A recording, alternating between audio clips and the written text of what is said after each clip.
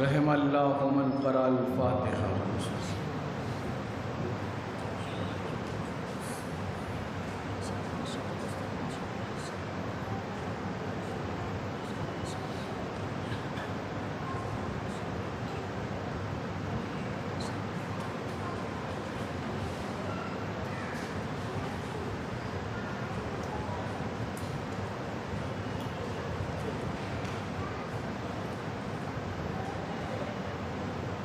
ماشاء اللہ، لا حول ولا قوت الا باللہ العلی العظیم۔ بسم اللہ الرحمن الرحیم۔ الحمد للہ رب العالمین وبارئ الخلائق اجمعین، والعاقبۃ لأہل التقوی والیقین۔ الصلاۃ والسلام علی سید الانبیاء والمرسلین، البشیر النذیر وسراج المنیر، الطاہر الطاہر، الدر الفاخر، والبحر الزاخر، العلم الظاہر، سیدنا شفیع ذنوبنا، طبیب نفوسنا، حبیب قلوبنا، حبیب الہ العالمین، بالقاسم مصطفیٰ۔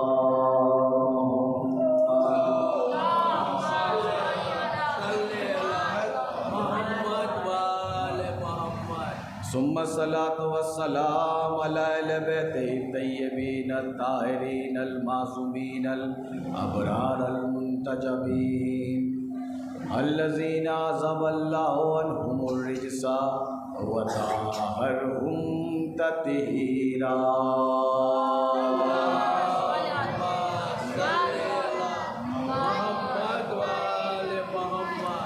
سیما بقیت اللہ العظم روحی وارواح العالمین لتراب مقدم الفدا، اجل اللہ تعالی فرجہ الشریف، ولعنۃ اللہ الدائمۃ الابدیۃ الباقیۃ علی اعدائہم اجمعین، وغاصب حقوقہم ومنکر فضائلہم، والشاکین فیہم والمنحرفین عنہم من یوم ظلمہم الى قیام یوم الدین۔ اما بعد فقد قال اللہ تبارک و تعالی فی قرآنہ المجید، بسم اللہ الرحمن الرحیم، قد جاءکم من اللہ نور و کتاب مبین۔ صلی اللہ علیہ وسلم۔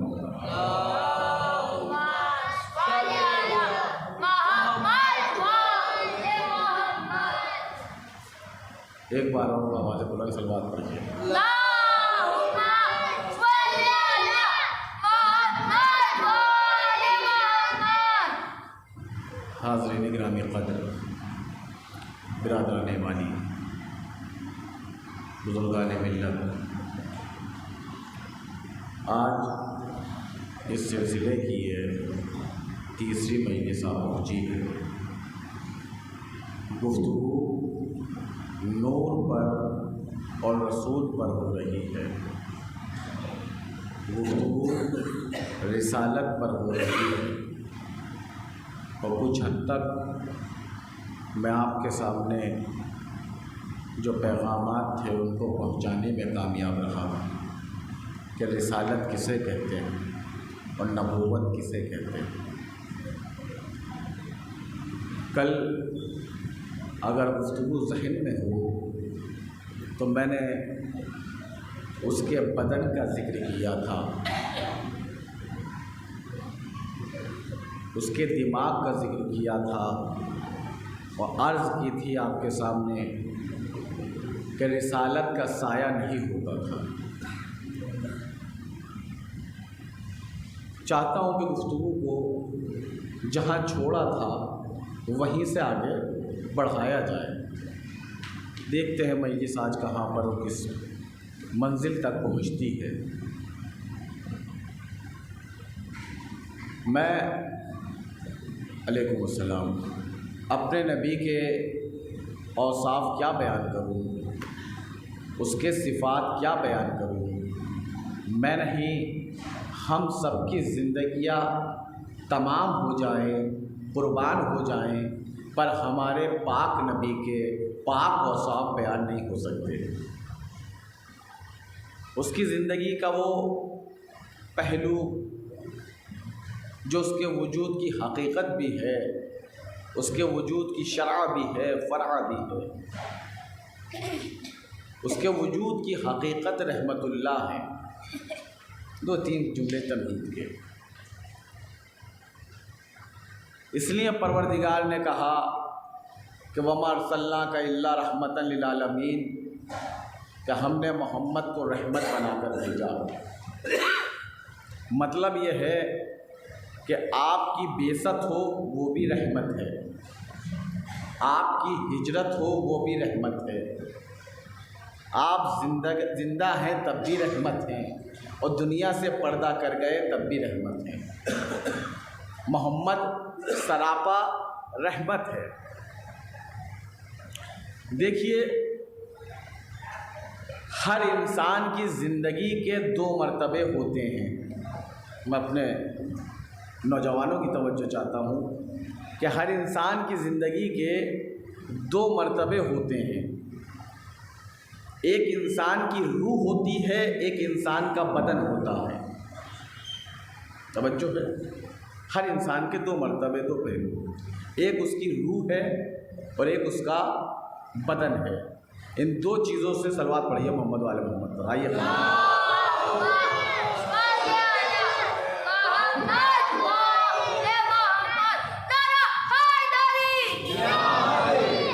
آپ لوگ صلوات پڑھتے ہوئے، بھیا یہ جگہ بہت خالی ہے، آپ لوگ ادھر آ جائیے، ایک بار صلوات پڑھیے محمد والے محمد۔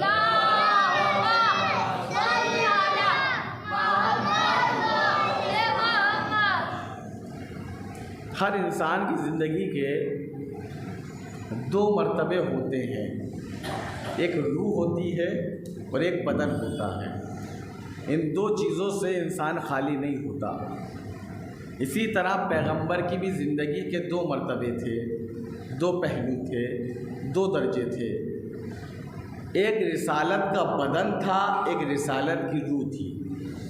توجہ، آج کا موضوع انشاءاللہ آپ تک پہنچانے میں کامیاب رہا تو آپ یاد رکھیں گے کہ رسالت کا ایک بدن تھا اور ایک روح تھی۔ ان دو پہلوؤں کے درمیان میں رسالت کی زندگی تھی۔ روح کا کیا کمال ہے یہ بتانے کی ضرورت نہیں ہے، گزشتہ دو مجلسوں میں پڑھتا چلا آ رہا ہوں کہ اس کی روح کیا ہے، اس کی رسالت کی عظمت کیا ہے۔ دو مجلسوں میں مسلسل بتاتا آ رہا ہوں کہ بس ایک جملہ کہہ کر اس کی روح پر آج آگے بڑھنا چاہتا ہوں کہ آدم سے لے کر عیسیٰ تک کے نبی اس کی روح کو نہیں پہنچ سکتے۔ یہ ہے اس کی روح کا کمال محمد کی۔ اور بدن کیا ہے؟ تمام انسانوں کے بدن کو ملا لیا جائے تو اس کے بدن کو نہیں پہنچ سکتے۔ سلامت رہیں۔ تمام انسانوں کے بدن کو ملا لیا جائے تو ہم اس کے بدن کو نہیں پہنچ سکتے۔ آج کی گفتگو کا جو موضوع ہے وہ ہے کمالات بدنیہ محمد۔ پہنچا آپ تک؟ رسالت کے بدن کے کمالات۔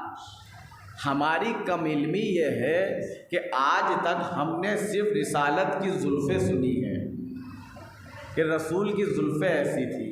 آج ایک طالب علم سے آپ رسالت کا بدن سنیے گا اور دعاؤں سے نوازیے گا کہ نبی کی زندگی کے بھی دو مرتبے تھے، ایک روح تھی اور ایک آپ کا بدن تھا۔ وہ ظاہری بدن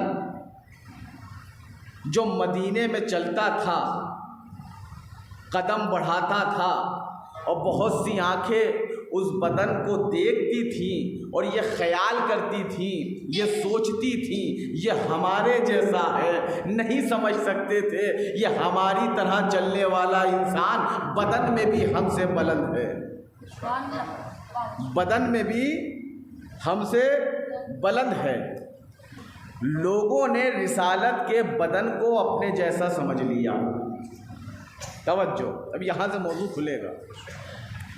ہم نے لوگوں نے، مسلمانوں نے رسالت کے بدن کو اپنے جیسا سمجھ لیا، اور جب اپنے جیسا سمجھا تو ہم نے یہ کہہ دیا کہ نبی مر گئے، نبی ختم ہو گئے۔ سنا ہے نا یا رسول اللہ مت کہو، نبی دنیا سے چلے گئے۔ دیکھیے ایک روایت پڑھ کے پھر میں 2-4 شمائل آپ کے سامنے بیان کروں گا کہ اللہ کے رسول جا رہے تھے، یا رسول اللہ مت کہو، اس پر جملہ سنیے گا۔ اللہ کے رسول جا رہے تھے، اصحاب ساتھ میں تھے، ایک آواز آئی، یا رسول اللہ ان اللہ لم یجعلنی حجارۃ من حجارۃ النار، اے اللہ کے رسول اشفع لی، میری شفاعت فرمائیں، ان اللہ لم یجعلنی حجارۃ من حجارۃ النار، کہ اللہ مجھ کو جہنم کے پتھروں میں سے قرار نہ دے۔ یہ آواز آئی پیغمبر کے کانوں میں اور اصحاب کے کانوں میں۔ ٹھہرے پیغمبر، یہ کون ہے جو مجھ کو پکار رہا ہے کہ یا رسول اللہ اشفع لی ان اللہ لم یجعلنی حجارۃ من حجارۃ النار؟ پیغمبر نے دیکھا کنویں کے اندر سے آواز آ رہی ہے کہ اللہ مجھ کو جہنم کے پتھروں میں سے قرار نہ دے۔ پیغمبر گئے، اصحاب ساتھ میں ہیں، دیکھا کنویں کے اندر جھانک کر ایک چھوٹا سا پتھر تھا، ہائے سبحان اللہ، ایک چھوٹا سا پتھر تھا۔ اس کی آواز پھر بلند ہوئی، یا رسول اللہ اشفع لی ان اللہ لم یجعلنی حجارۃ من حجارۃ النار، میری شفاعت فرمائے، میرے حق میں دعا فرمائے، اللہ مجھ کو جہنم کے پتھروں میں سے قرار نہ دے۔ یہ پتھر کیوں دعا کروا رہا ہے؟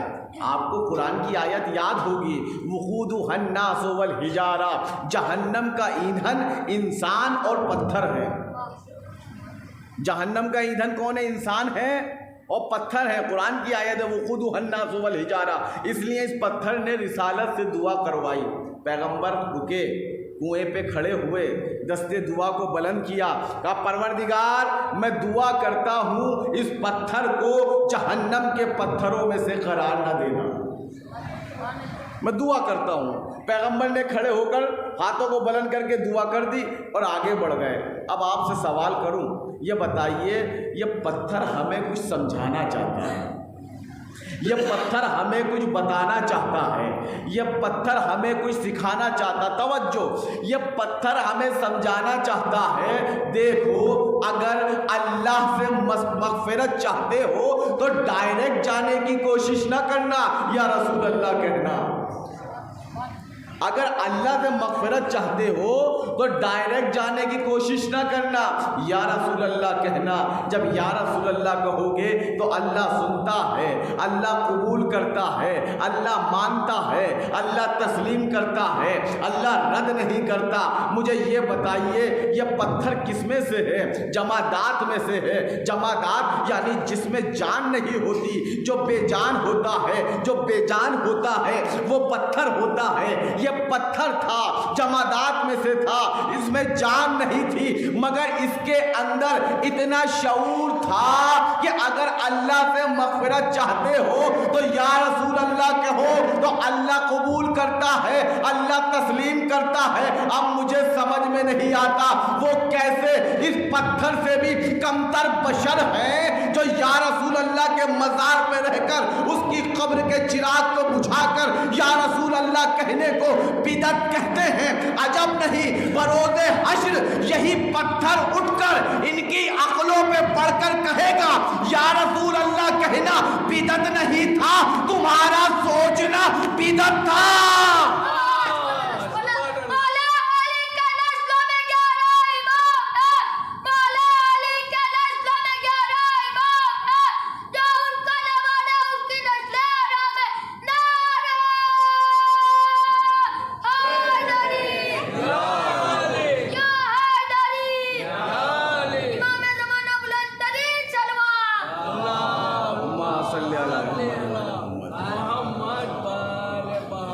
دیکھیے حسب روایت کے مطابق لوگ مجلس سے 15 منٹ بعد نہیں آتے ہیں۔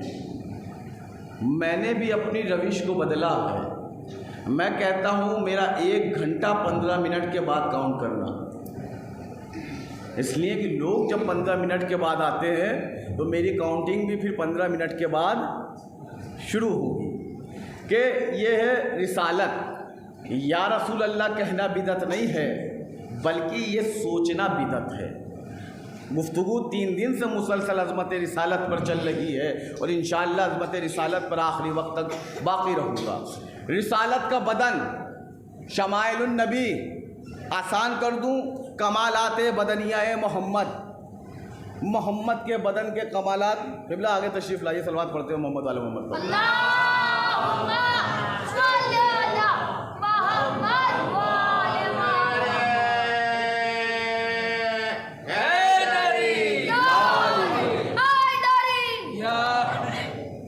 رسالت کا بدن کیا تھا؟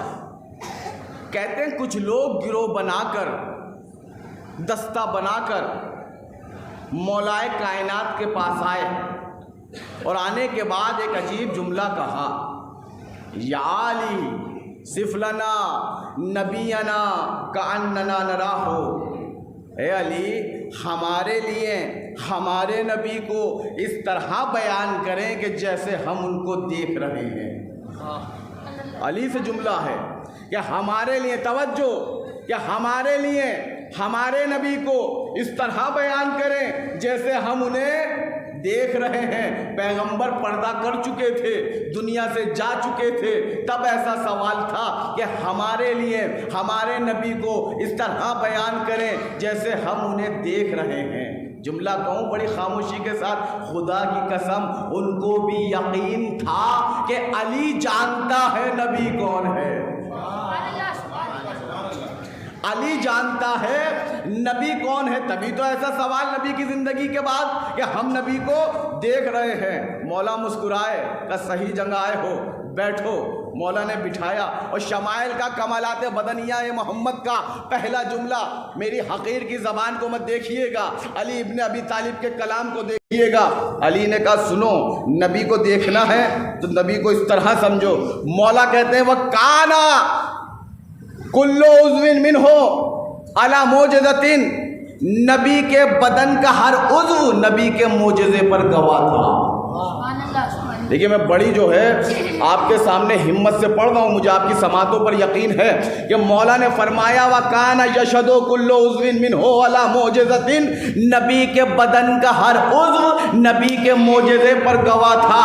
یا علی ہم جاہل ہیں، ہماری عقل ادنا ہے، ہماری عقل ناقص ہے، ہم آپ کے کلام کو نہیں سمجھ سکتے، فصاحت و بلاغت کو نہیں سمجھ سکتے کہ نبی کے بدن کا ہر عضو نبی کے معجزے پر گواہ تھا۔ عجب نہیں آواز علی آئی، سنو، نبی کا ہاتھ تھا تو معجزہ تھا، نبی کی زبان تھی تو معجزہ تھی، نبی کے کان تھے تو معجزہ تھے، نبی کا سینہ تھا تو معجزہ تھا، نبی کے پاؤں تھے تو معجزہ تھے، میرے نبی کا پورا بدن معجزہ تھا۔ اب مت کہنا روح کے اعتبار سے بلند ہے، بدن کے اعتبار سے ہمارے جیسا ہے۔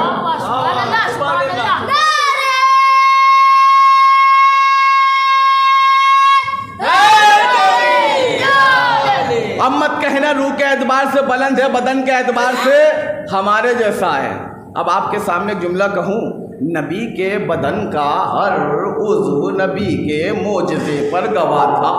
خدا کی قسم جو اس دور میں تھا نا، اگر نبی کی آنکھ کو دیکھتا ہوگا تو ایک معجزہ نظر آتا ہوگا، نبی کی ناک کو دیکھتا ہوگا تو 2 معجزے نظر آتے ہوں گے، نبی کے کان کو دیکھتا ہوگا تو 3 معجزے نظر آتے ہوں گے۔ جو رسالت کے پورے بدن کو دیکھتا ہوگا نہیں پتا کتنے معجزے نظر آتے ہوں گے، کیونکہ اس کے بدن کا ہر عضو نبی کے معجزے پر گواہ تھا۔ یہ تھا کلی جملہ۔ اب ایک ایک جملے کی مولا نے وضاحت فرمائی ہے پورے بدن کی۔ یہ علی ابن ابی طالب کا کمال ہے، کلام ہے اور کمال ہے، اور ابن عباس نے اس کو بیان کیا ہے، اور تمام اہل سنت کی کتابوں میں جو پڑھ رہا ہوں بغیر اختلاف کے، شیعہ سنی دونوں کی کتابوں میں یہ شمائل اور کمالات بدنیہ محمد لکھے ہیں۔ یہ بتائیے آپ کے پاس آنکھیں ہیں، سب کے پاس آنکھیں ہیں الحمدللہ، ہیں سب کے پاس الحمدللہ۔ آپ ان آنکھوں سے کیا کام کرتے ہیں؟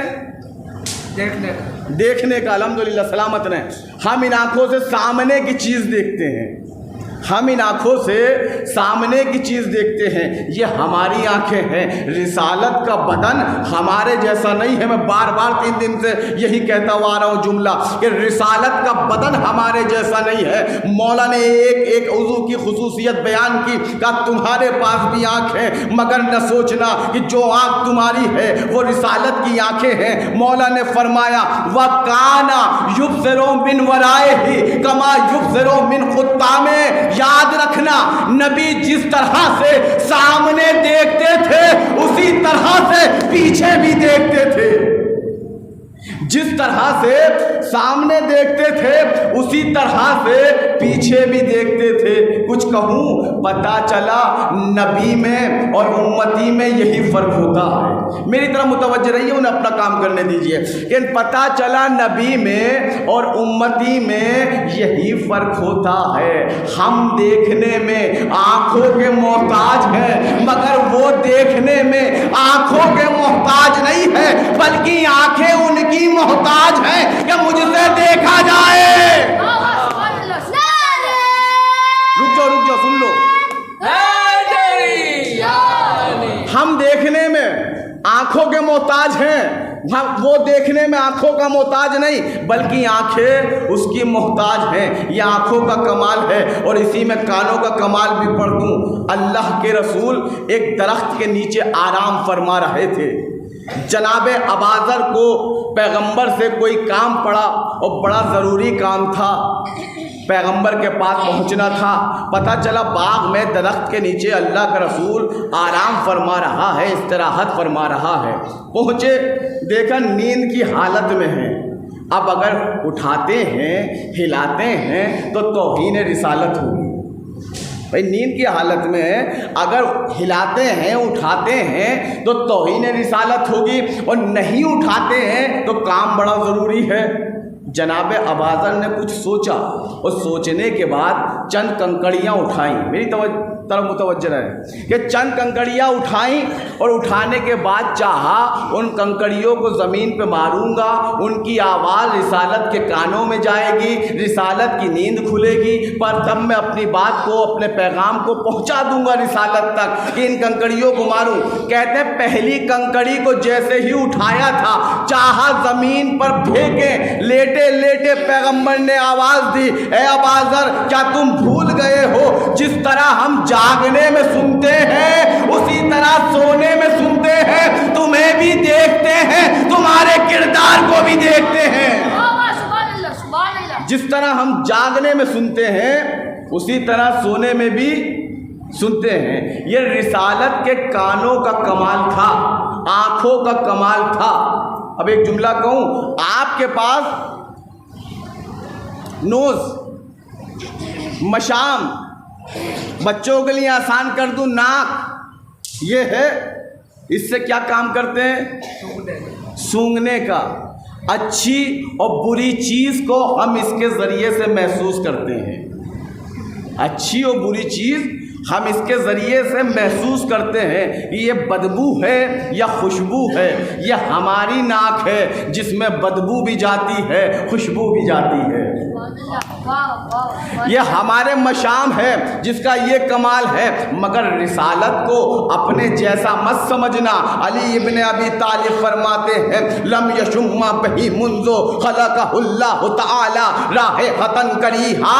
مولا کہتے ہیں یاد رکھنا جب سے نبی خلق ہوئے تھے تب سے بدبو جیسی بدبو نبی کی ناک کے نزدیک نہیں آئی ہے۔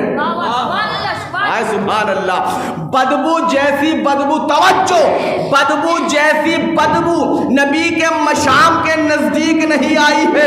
تو دو باتیں ہیں، یا تو نبی نے نہیں سونگھی، رسالت نے نہیں سونگھی، یا پھر اتنا ماننا پڑے گا اتنا بدبو میں شعور ہے میں مشام نبی کے نزدیک نہیں آ سکتی ہوں۔ اتنا بدبو میں شعور ہے۔ رسالت کی ناک کے نزدیک کبھی بدبو نہیں آئی، بس مجھے یہیں تک لانا تھا آپ کو۔ یہ بتائیے آپ کے پاس پیر ہیں، ان سے کیا کمال ہے؟ چلنے کا۔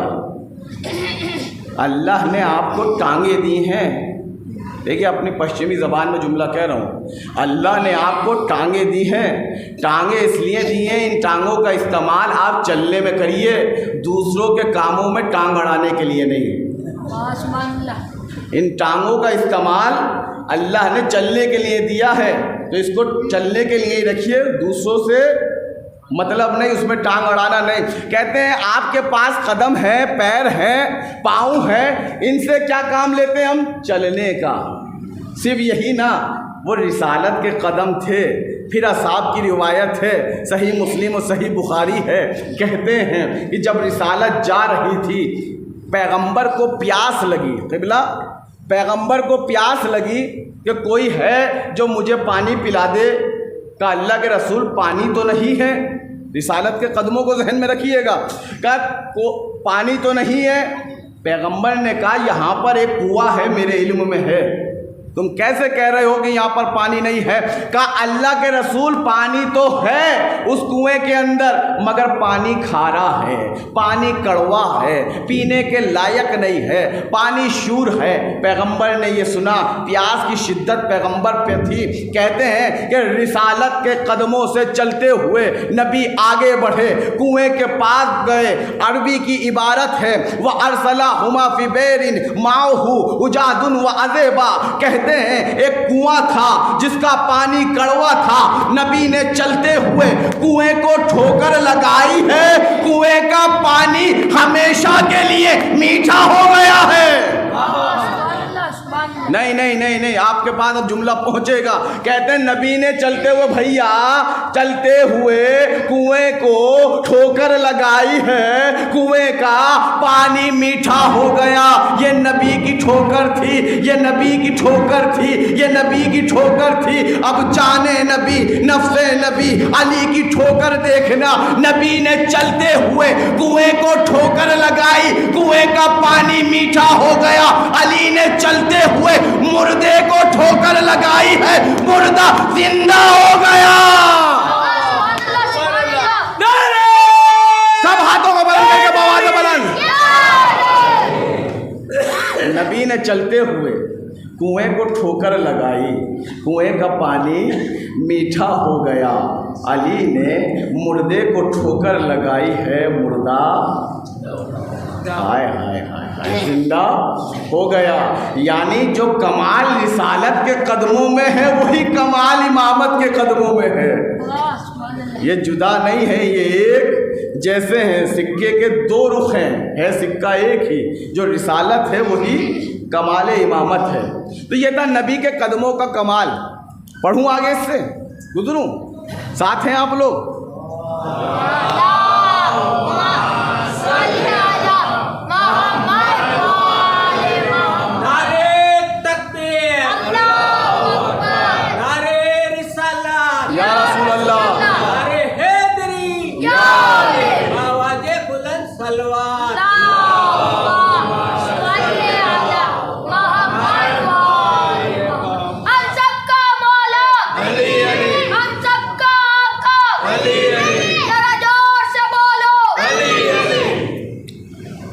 تو یہ تھا رسالت کے قدموں کا کمال۔ یہ بتائیے آپ کے پاس دہن ہے، اس دہن سے کیا کام لیتے ہیں آپ؟ ہم جو بھی چیز اس میں ڈالتے ہیں، اگر کڑوی ہوتی ہے تو دہن کڑوا ہو جاتا ہے، اگر میٹھی ہوتی ہے تو دہن میٹھا ہو جاتا ہے، اگر خوشبودار ہوتی ہے تو دہن خوشبودار ہو جاتا ہے۔ جو لوگ پان کھاتے ہیں ان کے دہن سے پان کی خوشبو آتی ہے، جو لوگ کوئی اور چیز کھاتے ہیں ان کے دہن سے اس چیز کی خوشبو آتی ہے۔ یہ ہمارے دہن کا کمال ہے۔ خدا کی قسم میرے حق میں دعا دیجئے گا، بڑا قیامت کا جملہ پڑھنے جا رہا ہوں۔ یہ ہمارا دہن تھا، مگر رسالت کا دہن سب سے جدا تھا۔ مولا فرماتے ہیں اس کے دہن کا کمال کیا تھا؟ علی کہتے ہیں کہ وَكَانَ يَمُجُّ فِي الْكُوزِ وَمِن دِلْ بِئْرِ يَدْخِلُونَ فِيهِ رَائِحَةً أَطْيَبُ مِنَ الْمِسْكِ عشق جب بھی نبی منہ میں پانی ڈال کر کسی پانی کی کلی کو کسی کنویں میں ڈالتے تھے، کسی دریا میں ڈالتے تھے، کسی برتن میں ڈالتے تھے تو خوشبو ایسے آتی تھی کہ جیسے جنت کی خوشبو ہو۔ یہ تھا رسالت کا دہن، خوشبو ایسے آتی تھی کہ جیسے جنت کی قبلہ خوشبو ہو۔ یہ رسالت کے دہن کا مزاج تھا۔ اب یہ بتائیے آپ کے پاس زبان ہے؟ بس میں 2-4 جملے پڑھ کے اپنے معراج کی طرف بڑھ جاؤں گا۔ یہ بتائیے آپ کے پاس زبان ہے؟ آپ اس زبان سے کیا کرتے ہیں؟ بولنے کا کام ہم اس زبان سے لیتے ہیں۔ اور کمال یہ ہے اگر مہوا والوں سے کہا جائے عربی میں گفتگو کرو، کرو گے؟ نہیں بھائی، میں اپنے اوپر کہتا ہوں، مجھ سے کہا جائے گجراتی میں بولو، مجلس پڑھو تو پڑھوں گا، بوریا بستر اٹھا کے چلا جاؤں گا، بھیا گجراتی نہیں آتی ہے، یہ ہے ہماری زبان۔ ہائے ہائے ہائے ہائے، مگر وہ ہے رسالت کی زبان۔ علی ابن ابی طالب کا جملہ ہے، پڑھ میں اپنی زبان سے رہا ہوں، دعا دیجیے گا میرے حق میں۔ کہتے ہیں نبی کی زبان کا کمال کیا تھا، مولا فرماتے ہیں وَكَانَ يَنْطِقُ بِهِ لِسَانِ الْكَثِيرَ، نبی کبھی بھی ایک زبان میں گفتگو نہیں کرتے تھے، مختلف زبانوں میں گفتگو کرتے تھے۔ آئے سبحان اللہ، پتہ چلا، ارے جملہ سن لو، پتہ چلا تمام زبانیں، عربی ہو، گجراتی ہو، ہندی ہو، فارسی ہو، عربی ہو، تمام زبانیں نبی کی بارگاہ میں اپنے ہاتھوں کو جوڑے کھڑی رہتی تھی۔ اے رحمت للعالمین، تو ہم پر اپنی رحمت برسا دے۔ وہ اپنی بے نیازی میں آ کر رحمت برساتا تھا، کبھی عربی میں بولتا تھا، کبھی ہندی میں بولتا تھا، کبھی فارسی پہ بولتا تھا۔ یہ رحمت تھی زبانوں کے اوپر، یہ رحمت تھی زبانوں کے اوپر۔ اب جملہ کہہ رہا ہوں، اپنے مزاج کا جملہ کہہ رہا ہوں، پسند آئے تو دعائیں دے دیجئے گا۔ یہ رحمت تھی زبانوں کے اوپر، اور شیعہ ہو یا سنی ہو، کسی بھی مسلک کا ہو، سب نے لکھا ہے نبی کو 1 نہیں 5 نہیں 50 نہیں 73 زبانیں آتی تھی، 73۔ تو یاد رکھیے گا جس نبی کو 73 زبانیں آتی ہیں وہ جاہل کبھی نہیں ہو سکتا۔ جس رسالت کو 73، یہاں پہ 4 زبانیں بولنے والے اکڑ کے چلتے ہیں، ہم سے بڑا قابل کوئی نہیں۔ نبی 73 زبانیں بولتے تھے، یہ رسالت کی زبان کا کمال تھا۔ ایک جملہ بڑی خاموشی سے پڑھ کے گزروں گا کہ ہم جب گفتگو کرتے ہیں تو ہماری ایک حالت ہوتی ہے، وہ حالت یہ ہوتی ہے بہت سو کی آنکھیں چوڑی ہو جاتی ہے، کسی کی پیشانی پہ سلوٹیں پڑ جاتی ہیں، کسی کا چہرہ بڑا ہو جاتا، عجیب کیفیت ہوتی ہے۔ ہر انسان کے چہرے کی بناوٹ الگ ہے۔ تو جو انسان گفتگو کرتا ہے تو وہ اس چیز کی طرف متوجہ ہو جاتا ہے، آنکھوں کی طرف متوجہ ہو جائے گا، پیشانی کی طرف، ہونٹوں کی طرف، جو انسان کے اندر خصوصیت پائی جاتی ہے۔ مولا کا جملہ ہے، کہتے ہیں جب نبی کے پاس کوئی آتا تھا، کوئی کلام کرتا تھا، کوئی گفتگو کرتا تھا، کوئی مخاطب ہوتا تھا، آنے والا جب بھی نبی کے چہرے کو دیکھتا تھا تو دیکھنے کے بعد اس کو ایسا لگتا تھا اذا تکلم رویا کالنور یخرج من بین ثنایاہ۔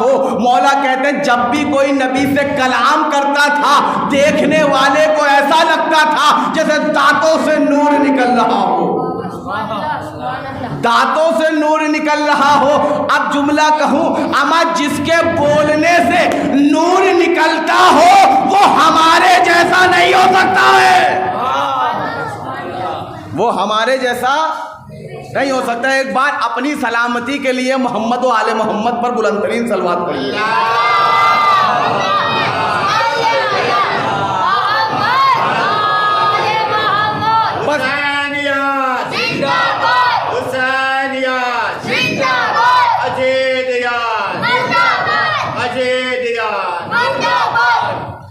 بس ایک شمائل اور پڑھ کے پھر مجلس کو اپنے اندازے میں دوسرے رخ پر لے کر جاؤں گا، بس ایک شمائل اور پڑھ دوں۔ باقی ایک دو رہ گئے ہیں وہ گزشتہ مجلسوں میں اٹھاؤں گا کہ لا یطیرو تیرو فوقہو.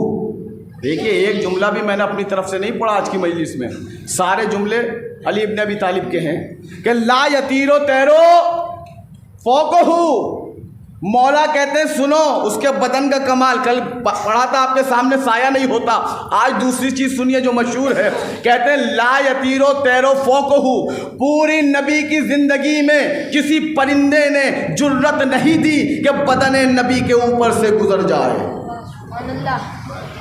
پوری نبی کی زندگی میں کسی پرندے نے اپنے آپ کو جرت نہیں دی کہ بدن نبی کے اوپر سے گزر جائے. وَلَمْ يَجْلِسْ عَلَيْهِ الذُّبَابُ. پوری نبی کی زندگی میں کسی مکھی نے یہ جرت نہیں کی کہ بدن نبی پہ بیٹھ جائے.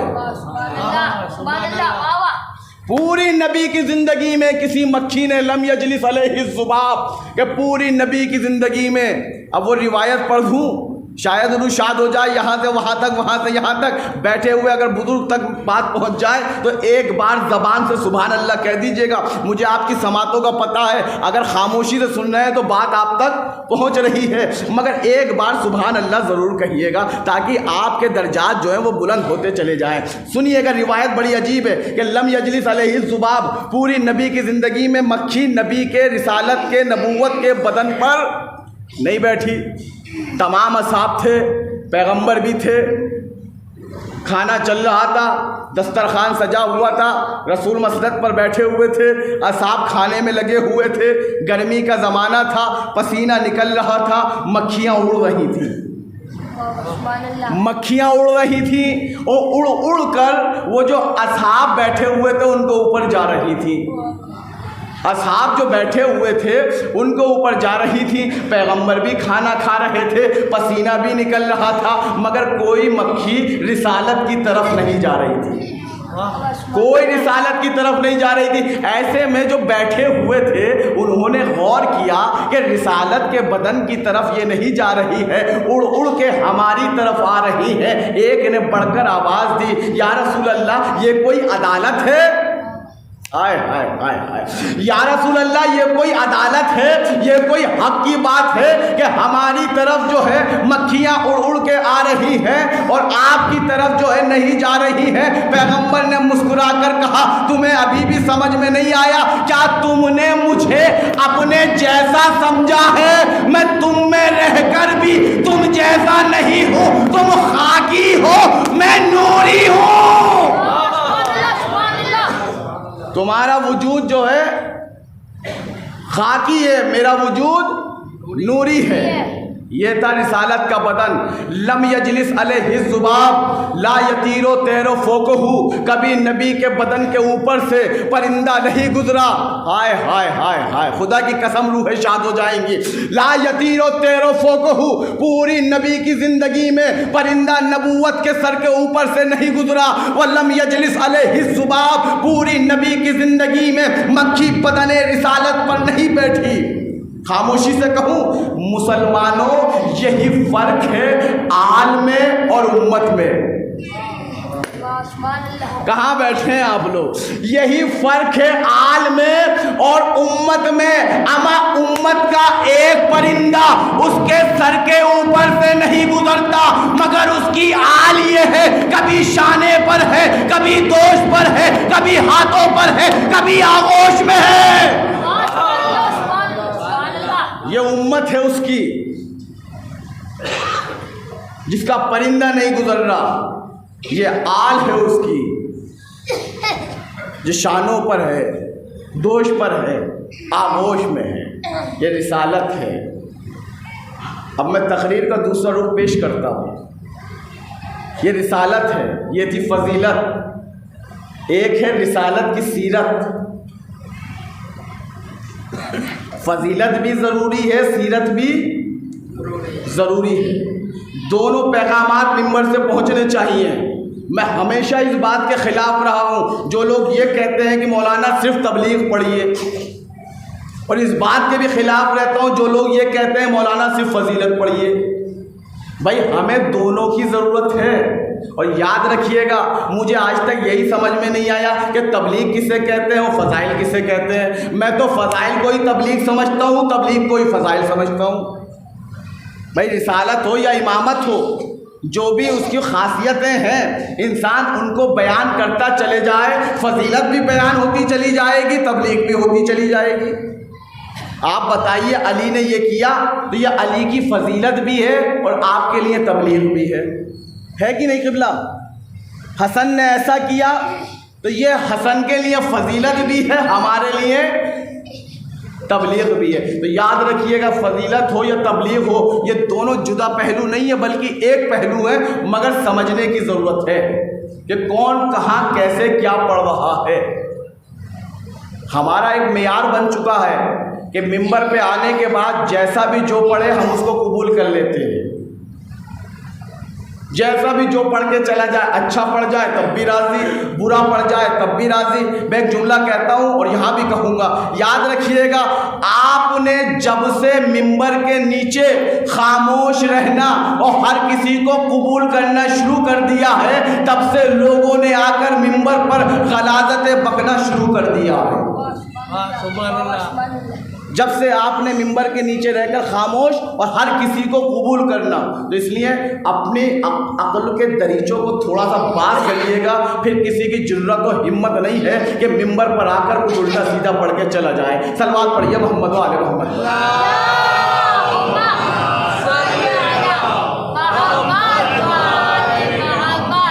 ہم کیا حضرت عباس, کیا حضرت عباس, یا حضرت عباس, کیا حضرت عباس, کیا سکینہ, کیا سکینہ, کیا زینب, کیا زینب. یا علی. سنیے سنیے سنیے, تمام شیعہ نے حیدر کرار بیٹھے ہیں, سب شیعہ ہیں نا؟ ایک بار کہیے ہاں ہیں. اس میں گھبرانا کیسا؟ کوئی بندوق رکھ کے نہیں پوچھ رہا کہ آپ شیعہ ہو یا نہیں ہو نا؟ بالکل ہے. تمام شیعہ نے حیدر کرار ہے. دیکھیے گا شیعہ کی 3 قسمیں ہوتی ہیں. اب ہاتھ جوڑتا ہوں میں اپنے بزرگوں سے, نوجوانوں کے لیے پڑھ رہا ہوں. شیعوں کی 3 قسمیں ہوتی ہیں. ایک ہوتا ہے نسلی شیعہ, ایک ہوتا ہے فصلی شیعہ اور ایک ہوتا ہے اصلی شیعہ. کچھ پہنچی بات؟ یہ 3 چیزیں آج صفدر امامی کی یاد رکھیے گا کہ ایک ہوتا ہے نسلی شیعہ, ایک ہوتا ہے فصلی شیعہ اور ایک ہوتا ہے اصلی شیعہ. نسلی شیعہ کون ہوتا ہے؟ وہ مجھ جیسا ہوتا ہے, میں اپنی بات کروں گا کسی غیر کی نہیں. وہ ہوتا ہے مجھ جیسا نسلی شیعہ. کیا ہوتا ہے؟ جب ہماری بستیوں میں کوئی خطیب, کوئی ذاکر, کوئی دوسرا کوئی مہمان آتا ہے تو ہم ٹہل ٹہل کے اس کو پوری بستی دکھاتے ہیں. قبلہ یہ عزاخانہ دیکھ رہے ہو, یہ ہمارے دادا نے بنایا تھا. یہ قبرستان دیکھ رہے ہو, یہ ہمارے پردادا نے دی تھی جگہ. یہ مسجد دیکھ رہے ہو, یہ مسجد کی جگہ ہمارے نانا نے دی تھی, ہمارے ابا نے بنوائی تھی. کچھ سمجھ میں آیا؟ یہ نسلی شیعہ وہ ہوتا ہے جو جب بھی بات کرتا ہے اپنے دادا کی کرتا ہے, پردادا کی کرتا ہے, کبھی اپنی بات نہیں کرتا,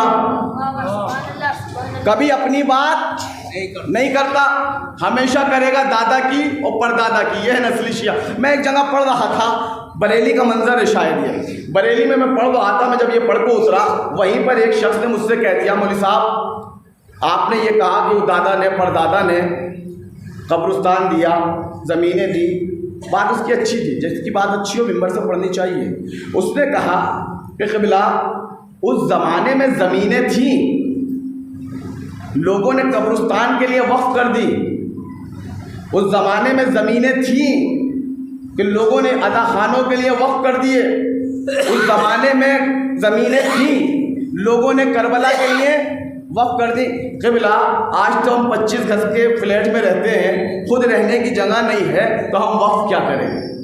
دیکھیے بات اچھی ہے, اس زمانے میں تھی, آج نہیں ہے. میں نے کہا بھائی دیکھیے شاید میں پیغام پہنچانے میں صفدر امامی کامیاب رہا, میرے حق میں اور میرے والدین کے حق میں دعا کیجیے گا. بات صحیح ہے. دیکھیے اس زمانے میں زمینیں تھیں, انہوں نے وقف کر دی قبرستان کے لیے، اس زمانے میں زمینیں تھیں انہوں نے وقف کر دی عزا خانوں کے لیے، اس زمانے میں زمینیں تھیں انہوں نے وقف کر دی کربلا کے لیے، اس زمانے میں زمینیں تھیں انہوں نے وقف کر دی مسجد کے لیے۔ مگر یاد رکھیے گا آپ کے پاس آج زمینیں نہیں ہیں، آپ کے پاس آج اتنا مال و دولت نہیں ہے کہ آپ قبرستان کا قبرستان بناتے چلے جائیں، وقف کرتے چلے جائیں، مگر خدا کی قسم ایک چیز آپ کے پاس ایسی ہے جو آپ سے کوئی نہیں چھین سکتا، ایک چیز ایسی ہے جو آپ سے کوئی نہیں چھین سکتا۔ آپ پوچھو گے قبلہ وہ کون سی چیز ہے؟ وہ ہے آپ کا وجود، ہاں وہ ہے آپ کا وجود، یہ آپ کا وجود آپ سے کوئی نہیں چھین سکتا۔ ان کے پاس جو تھا انہوں نے اس حساب سے وقف کر دیا، کربلا کے لیے دے دیا، عزا خانوں کے لیے دے دیا، مسجد کے لیے دے دیا۔ آپ کے پاس آپ کا وجود ہے، اس کو آل محمد کے لیے وقف کر دیجئے، کہیے مولا ہاتھ ہمارا ہے مگر ملے گا اسی سے جس سے آپ چاہتے ہیں، مولا زبان ہماری ہے مگر بولے گی وہی جو آپ چاہتے ہیں، مولا کان ہمارے ہیں مگر سنیں گے وہی جو آپ چاہتے ہیں، مولا پاؤں ہمارے ہیں مگر جائیں گے وہی جہاں آپ چاہتے ہیں۔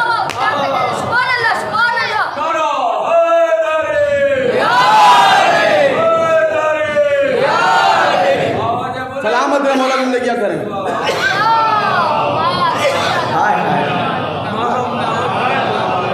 اپنے وجود کو ہے محل موا امروہہ سے اٹھ کر ایک ننھا سا طالب علم، مدنہ سا طالب علم اس ممبر پہ آ کے کہہ کے جا رہا ہے اپنے وجود کو آل محمد کے لیے وقف کر دو۔ اچھا ایک چیز اور ہے، میں دوسرا پہلو بھی پیش کرتا ہوں۔ ہمارے معاشرے میں بشعوری یہ ہے اگر ہمارے بزرگ کوئی چیز بنا کر گئے ہیں کم سے کم اس کو باقی تو رکھ لو۔ میں یہاں کی بات نہیں کر رہا ہوں، میں پورے ہندوستان کی بات کر رہا ہوں۔ یہ میری ویڈیو جو آن ریکارڈ جا رہی ہے صرف مہوا نہیں سن رہا ہے، مہوا کے باہر بھی گفتگو جا رہی ہے کہ ہمارے ہاں یہ سسٹم ہو گیا ہے کہ جو بزرگ قائم کر کے گئے ہیں ان میں عیب نکالنا۔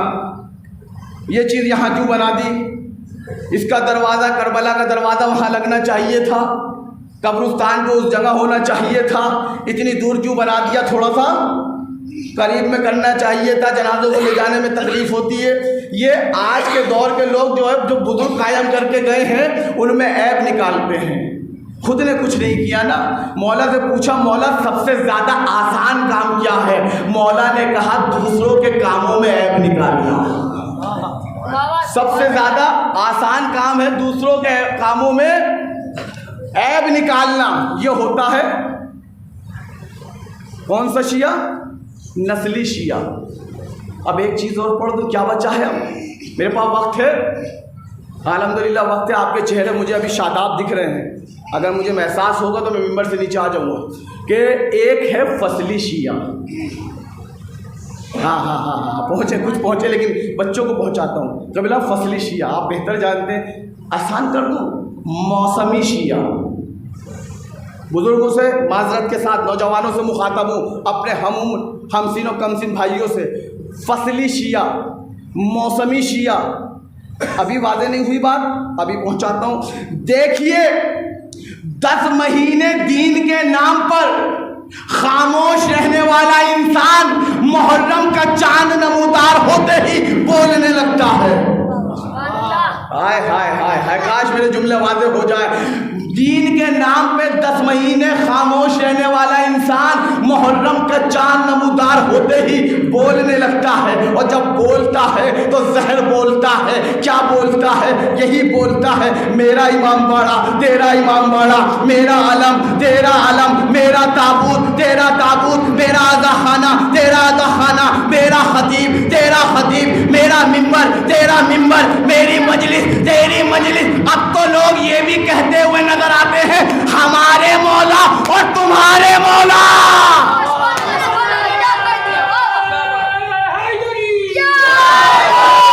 زندگیاں کرے مولا تمہاری۔ اب تو لوگ یہ کہتے ہوئے بھی نظر آتے ہیں ہمارے مولا، کاش کاش کوئی تو یہ نظر آئے کہتے ہوئے مولا کی مجلس ہے، مولا کا تابوت ہے، مولا کا عالم ہے، مولا کا ذاکر ہے، مولا کا ممبر ہے، مولا کا جلوس ہے، مولا کی انجمن ہے، مولا کا مرثیہ ہے، مولا کا نوحہ ہے۔ یہ ہونا چاہیے تھا مولا کا ہونا، لیکن ہماری مجلس اور کیا ہوا؟ میں اسی مزاج کا خطیب ہوں بھیا، دوبارہ بلاؤ یا مت بلاؤ میری صحت پہ فرق نہیں پڑتا، میں تو جو آتا ہوں کھل کے پڑھ کے جاتا ہوں۔ یہ ہے فصل شیعہ، اور آسان کر دوں تھوڑا سا۔ 11 مہینے آذان کی آواز سن کر دکان پہ بیٹھے رہنے والا نوجوان رمضان میں اذان کی آواز سن کر مسجد میں چلا آتا ہے، یہ ہوتا ہے فصلی شیعہ، یہ ہوتا ہے فصلی شیعہ۔ رمضان کا چاند دکھا اور آ گیا۔ اچھا چلو بزرگوں، شاید مجلس طولانی ہو جائے، معذرت کے ساتھ 1 گھنٹے کا خطیب نہیں ہوں میں، 3 دن ہو گئے لگاتار کہتے ہوئے، 1 گھنٹے کی خطابت نہیں ہے صفدر امامی کی، کہ آ گیا مسجد میں۔ اب ہمارے بزرگوں کا کیا کام ہے؟ سینے سے لگائے نا۔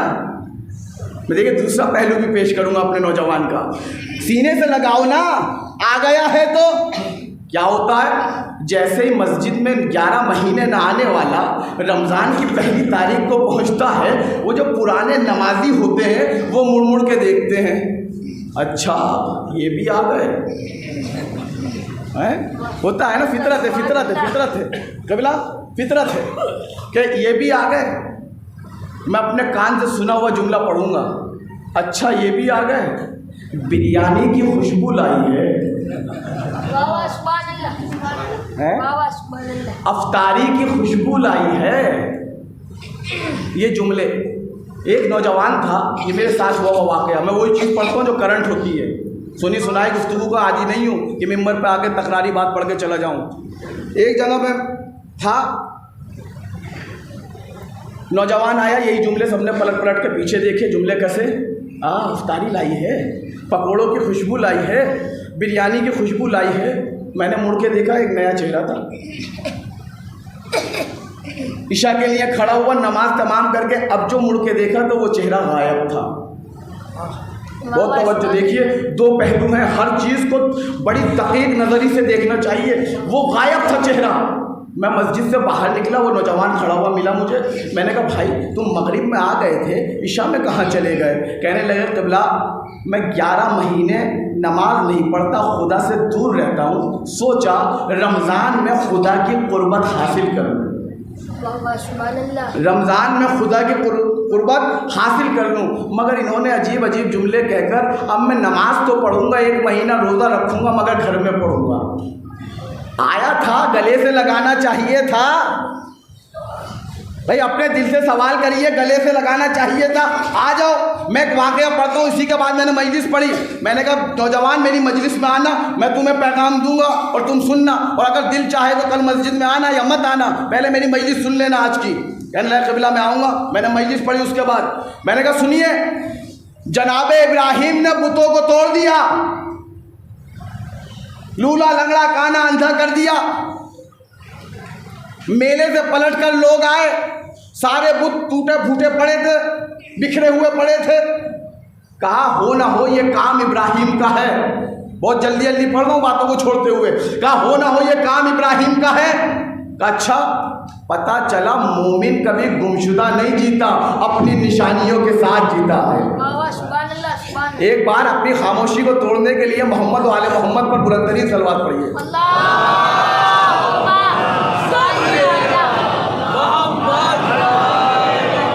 سپاہیوں کو بھیجا، جا کے گرفتار کر کے لاؤ ابراہیم کو۔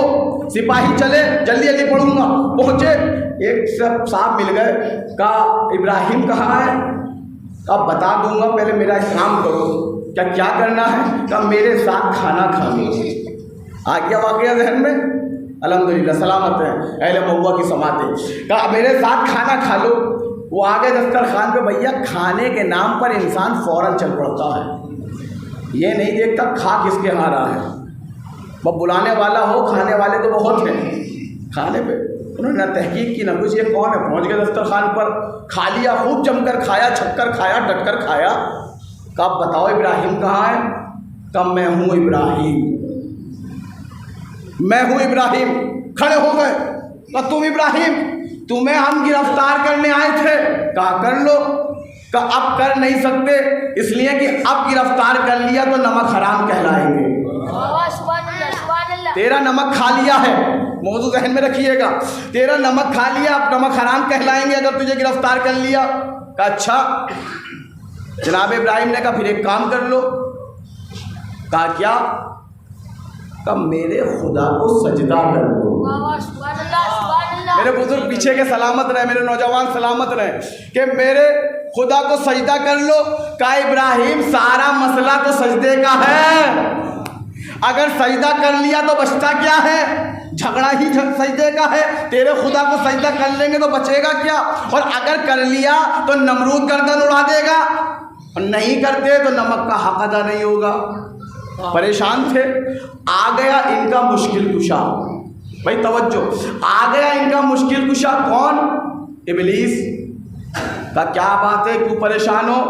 کہا ہم نے اس کا نمک کھا لیا اور اسی کو گرفتار کرنے آئے تھے، اور یہ جو ہے ابراہیم نکل آیا۔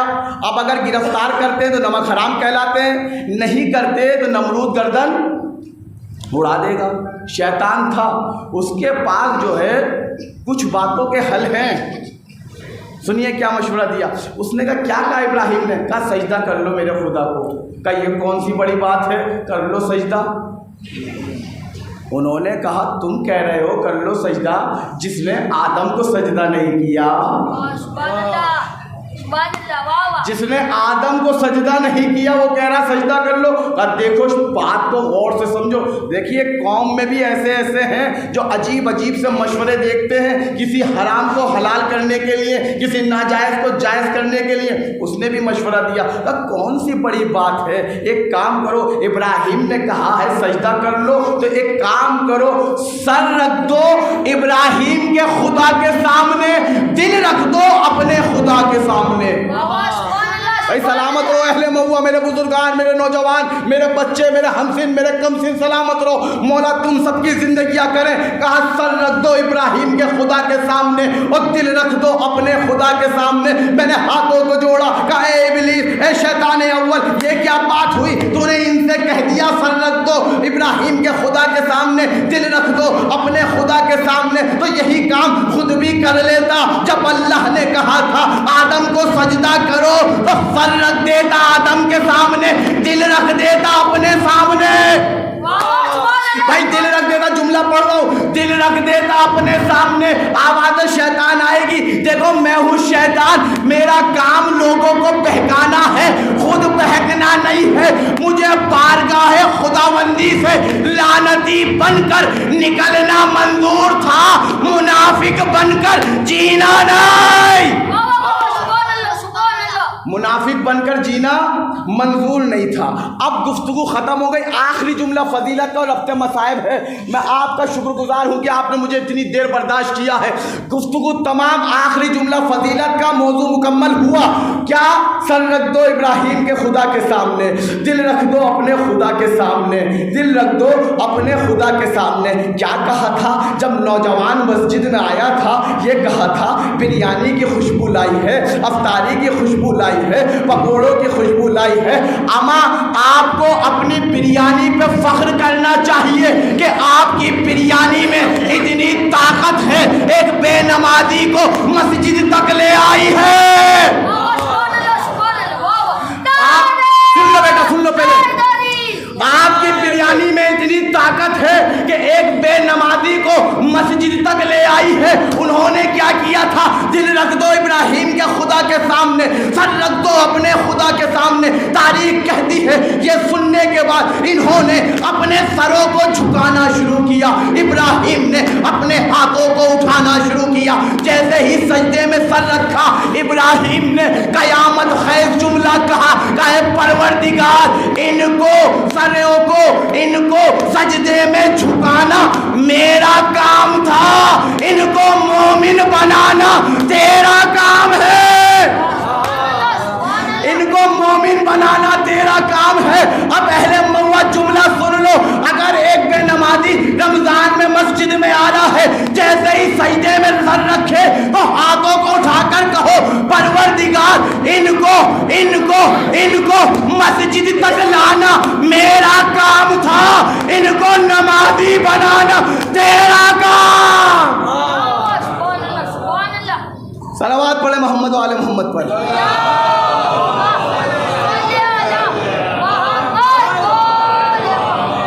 آ گیا نوجوان سینے سے لگاؤ مجلس تمام, وقت لانی ہو گیا, ان کو سینے سے لگاؤ. حسین نے شب عاشور تک جو اس خیمے میں تھا سینے سے لگایا.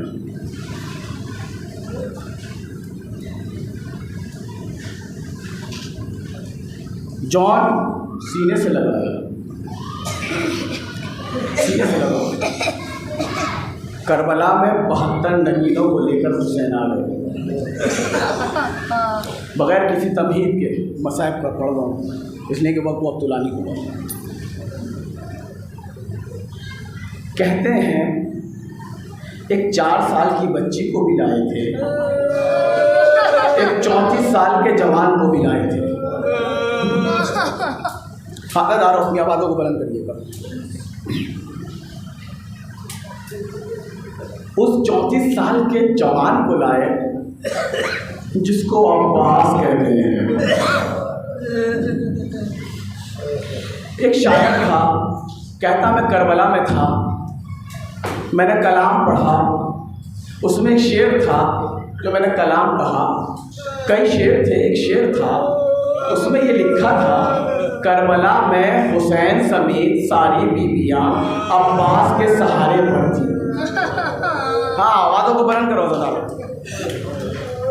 حسین سمیت ساری بیویاں عباس کے سہارے پر تھیں. یہ کہتا میں نے کربلا میں شعر پڑھا مگر تمام اشعار پڑھے, اس شعر کو چھوڑ دیا. تو مجھے شرم آئی, میں کیسے کہہ دوں کربلا میں حسین بھی عباس کے سہارے پر تھے. کہا میں نے وہ شعر نہیں پڑھا, میں نے شعر چھوڑ دیا. میں اپنے گھر آیا, بستر پہ پہنچا, رات میں حسین آئے اور زار و قطار رو رہے ہیں. حسین زار و قطار رو رہے ہیں. پوچھا مولا کچھ خطا ہو گئی, کچھ لغزش ہو گئی؟ کہا اے شاعر تو نے اپنا کلام نہیں سنایا. کہا مولا سارے شعر تو سنا دیے تھے. حسین نے کہا شاعر سارے شعر تو نے کہے تھے مگر وہ شعر جو ہم نے کہلوایا تھا وہ نہیں سنایا. وہ نہیں سنایا. کہا مولا مجھے شرم آئی, میں کیسے کہہ دوں کہ کربلا میں آپ بھی عباس کے سہارے پر تھے. مولا آپ معصوم ہو.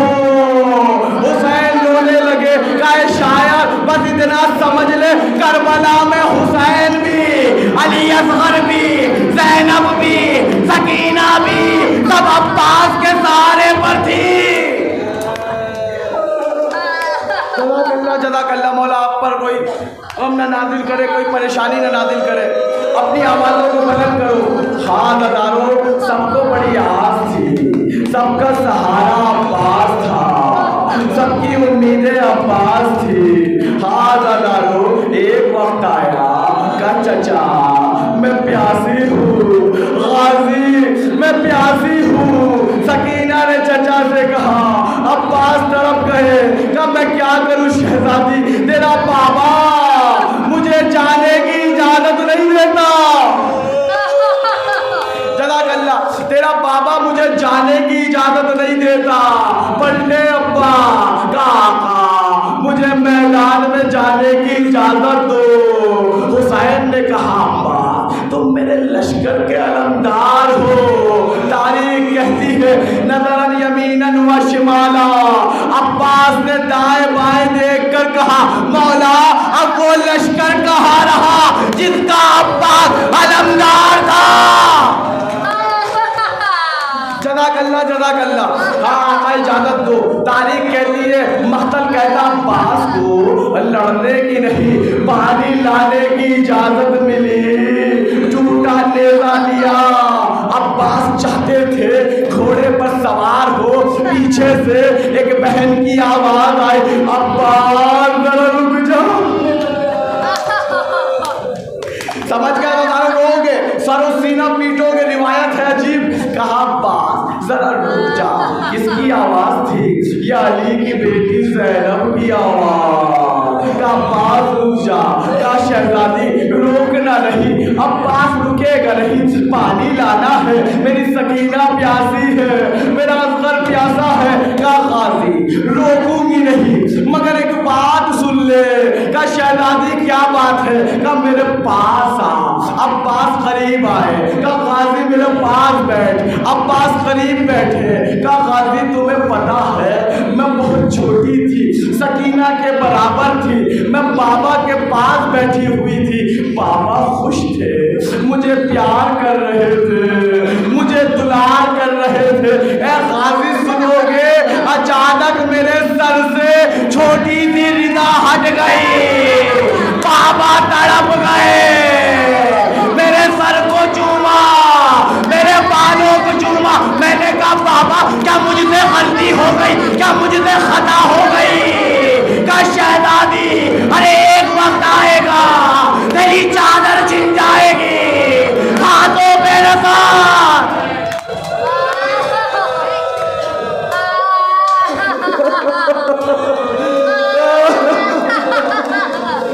ہاتھوں پہ رسل، ہاتھ اٹھاؤ اور آوازوں کو بلند کرو، خدا آپ کی آوازوں پہ رحمتیں نازل کرے۔ قاضی ارے بابا نے کہا تھا، سچ ہی کہا تھا، مگر قاضی سنو گے میں تنہائی میں سوچتی تھی ارے جس کا عباس جیسا بھائی ہو اس کے سر سے چادر کون چھینے گا؟ اے قاضی آج تو جا رہا ہے، زینب کو یقین آ گیا ارے چادر بھی چھنے گی، تماچے بھی لگیں گے۔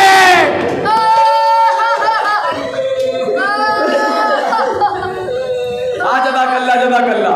ہاتھ ہزاروں بس میں مسائب کو چھوڑتا ہوں، آگے بڑھ رہا ہوں۔ عباس گھوڑے میں سوار ہوئے، فرات کی طرف چلے ہیں، ہاتھ میں نیزہ ہے، فرات پر پہنچے ہیں، چاہا مشکیزہ بھرا، گھوڑے پہ سوار ہوئے، کہتے جاتے ہیں عباس اب لڑنا نہیں ہے، اب جنگ نہیں کرنی، اب رکنا نہیں ہے، بس یہ پانی خیمے تک پہنچ جائے،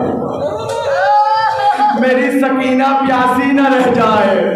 ہاتھ ڈالو، میری سکینہ بڑا خیال تھا عباس کو سکینہ کی پیاس کا، اسی سکینہ کی منظر کشی ابھی آپ باہر دیکھیں گے، خیمہ لگا ہوا ہے، چھوٹی سی قبر سکینہ کی بنی ہوئی ہے، زیارت فرمائیے گا۔ عباس کے دل میں خواہش تھی میری سکینہ پیاسی نہ رہ جائے۔ کہتے ہیں مقتل کا جملہ ہے، ایک ملعون نے ایک بازو قلم کیا، ارے علم ہلا، حسین نے کمر پہ ہاتھ رکھ کے کہا حسبی اللہ، حسبی اللہ میرے غازی۔ جزاک اللہ۔ ایک منظر یاد رکھنا اپنے ذہن میں، منظر یاد رکھنا، عباس گھوڑے پر ہے، ٹیلے پر حسین ہے، در خیمہ پر فضہ ہے، خیمے کے اندر زینب ہے، زینب کے ایک طرف بیویاں ہیں، ایک طرف بچے ہیں، بچوں کی نظر سکینہ پر تھی، سکینہ کی نظر زینب پر تھی، زینب کی نظر فضہ پہ تھی، فضہ کی نظر حسین پہ تھی، حسین کی نظر عباس پہ تھی۔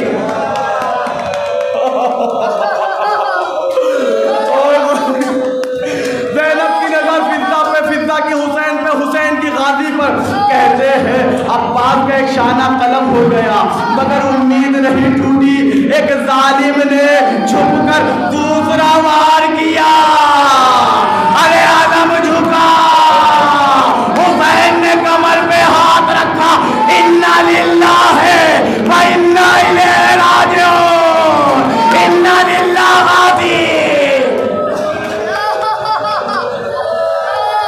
جزاک اللہ۔ اور آوازیں بلند ہو نظارو، آپ کی آوازیں گریا بلند ہو جانی چاہیے۔ کہتے ہیں عباس کی آس اب بھی نہیں ٹوٹی، مشکیزہ دانتوں میں دبایا، میری سکینہ پیاسی نہ رہ جائے۔ مقتل کہتا ہے ایک ملعون نے عباس کا نہیں ارے مشق کا نشانہ لیا، تیر آ کے مشق پہ لگا، پانی بہنے لگا، میں کہوں گا پانی نہیں بہا تھا، عباس کی امید بہ گئی، آرزوئیں بہ گئی۔ سکینہ ارے چچا شرمندہ ہے، پانی نہ پہنچا سکا،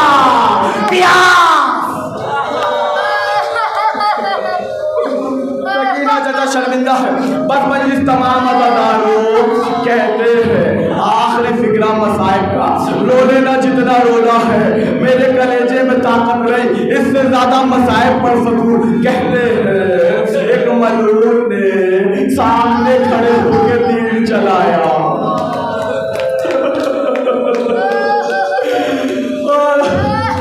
سامنے کھڑے ہو کے، ارے مولا کے ہاتھ نہیں تھے، تیر آنکھ میں لگا تھا۔ جب آنکھ میں ہمارے چوٹ لگتی ہے، آنکھ کو بچانے کے لیے ہاتھ آنکھ میں آتا ہے۔ ارے عباس کی آنکھ میں سے شعبہ تھی، بازو قلم ہو چکے تھے۔ عباس نے، سنو گے مدارو ذرا تصور کرنا، عباس نے چاہا جھک کر تیر کو نکالے، زانوؤں میں تیر کو دبا کے نکالے، عباس نے اپنے سر جھکایا، ارے قیامت گزر گئی، پیچھے سے ایک ملعون نے سر پہ گرز مارا، عباس سنبھل نہ سکے، تیر سے زمین پہ آئے، گھوڑے سے عباس گرے، ٹیلے پہ حسین گرے، ترے خیمہ پہ فضہ گری، زینب خیمے کے اندر فضہ کیا ہوا؟ عباس مارا گیا،